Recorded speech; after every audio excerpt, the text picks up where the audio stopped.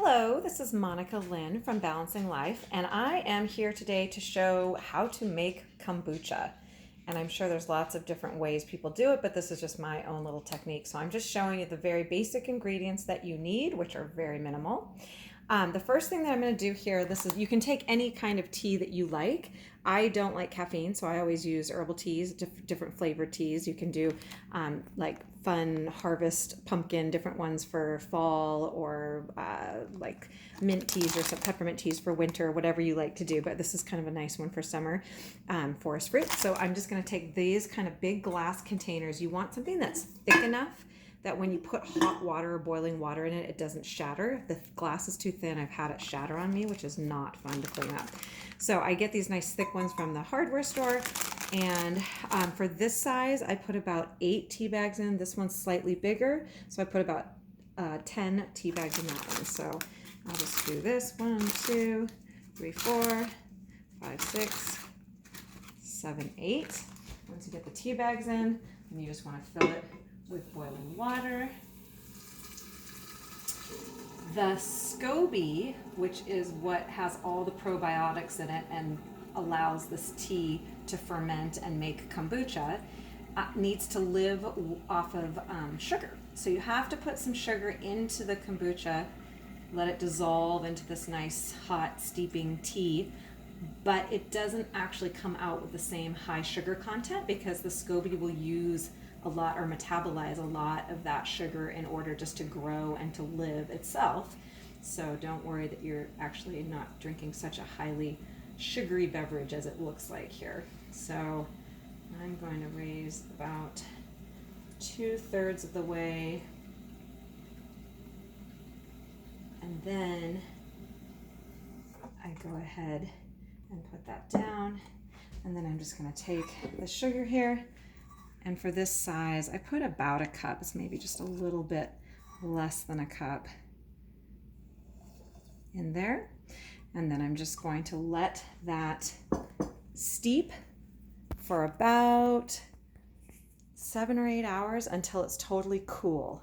That's step 1. Okay, so once this has cooled, it's the tea has steeped, the sugar's in there, everything's cooled to room temperature. Then the next step is to take out all of the tea bags. So I usually just use this, and you want to make sure that you get all 8 tea bags out. I'll just go through here and make sure. I have been known to leave a tea bag in before, but nope, we're good.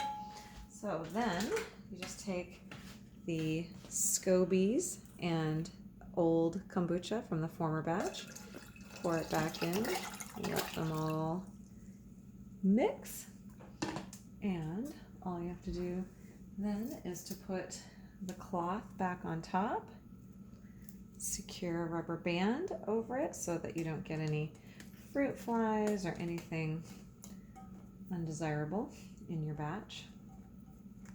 And voila, you set that on a cool, dry part of your counter for somewhere between 10 to 20 days until that nice baby SCOBY starts to form on top and it gets just the right amount of vinegariness that you like, and you are on your way to making an awesome batch of kombucha. At the end stage. And so what you see in there is a bunch of SCOBYs, because I've been doing this for years and years. This layer right on top is what they call the baby SCOBY. So that layer on top is what should firm up and start developing within probably 5 or 6 days. This is way overdue. So this is probably 3 weeks. So it's really thick. And then you want to have a really nice glass container that is thick enough that when you put boiling water in it, it doesn't shatter. So I go to the hardware store and get like real thick jars. Then this is a little thicker than a cheesecloth, but it's a kitchen towel, but it has a lot of breathability. So much thinner than, say, something like this that's a normal kitchen towel. So you want something that's breathable up here. And then the other supplies that I use are just some glass jugs, because I like to store things in glass, not plastic. So these are just growlers. And then this is a plastic container, but I'm just going to use it for several hours to do the SCOBY transfer. So let me show you here. So the first thing I do is I just take this off, put that aside for a little bit. Then I can take this SCOBY. And so the baby SCOBY is this one that just developed, you can see. And then there's a bunch of other SCOBYs in here. These are the prior batches. Each time you're going to get a baby SCOBY. Now if you want to be generous, you could take one of these baby SCOBYs and you can give it to a friend and they can start their own batch of kombucha. So in here I really have about 4 SCOBYs in there. Then the next thing that you want to do is make sure that you get the top liquid into this container. So I'm going to put this into the sink here so you can see. And basically what I'm going to do is pour about 2 cups of liquid into it because you need some of the prior batch for the future batch in order for it to work. So that's about 1, maybe 2 cups. And then this is the goodness that you get to then harvest for yourself. And this then, I just put a, what is that called? Funnel into the container so I don't splash everywhere. And then you can just pour your awesome kombucha into your glass jugs, cap them, lid them, and then store them in the fridge.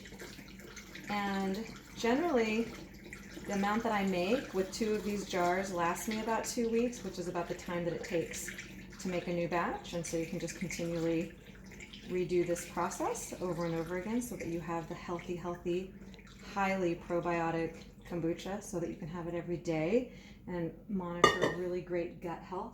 Just take a peek in there, see if I'm going to overload it, and then get to the end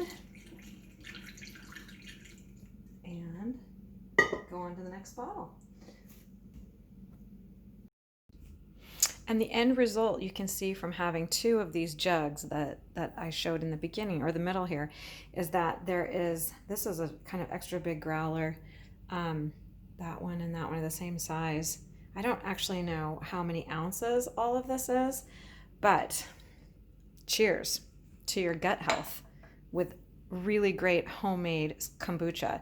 Kombucha in the store is usually somewhere between $3 and $4 for like a 12 ounce serving. And this entire thing costs about $6 for literally gallons of kombucha that you make on your own. It's pretty amazing. And I do it every single day to get the probiotics that I need in my system and keep my gut healthy.